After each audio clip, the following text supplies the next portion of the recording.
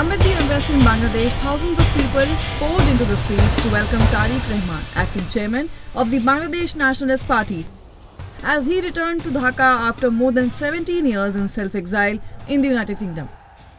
The 60-year-old Tariq Rahman, son of former Prime Minister Khaleda Zia and late President Ziaur Rahman, has long been a central figure in Bangladeshi politics. His return has sparked excitement and speculation as well, with many seeing him as a potential contender for Prime Minister in the upcoming general elections.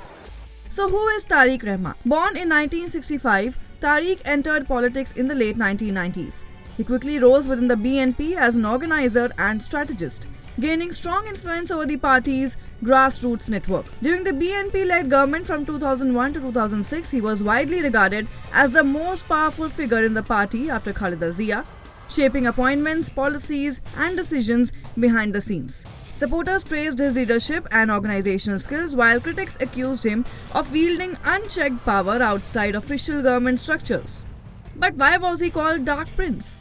Well, the nickname Dark Prince emerged from critics around 2001 to 2007, highlighting his unseen but significant influence. Tariq wielded enormous political power without holding formal office, leading to both admiration and suspicion among supporters and opponents alike. But Tariq has been surrounded by many legal troubles in the past as well. After a military-backed caretaker government took charge in 2007, Tariq was arrested and later convicted on multiple corruption and influence peddling charges. In 2008, he left Bangladesh for medical treatment in the UK and has remained there since. Tariq has faced convictions related to money laundering, corruption and the 2004 grenade attack on an Awami League rally, all of which he and the BNP claim are politically motivated. However, even from abroad, Tariq remained the central figure in BNP opposition politics, regularly addressing party workers and guiding strategies. Supporters view him as a victim of political repression, while critics continue to associate him with the Dark Prince persona.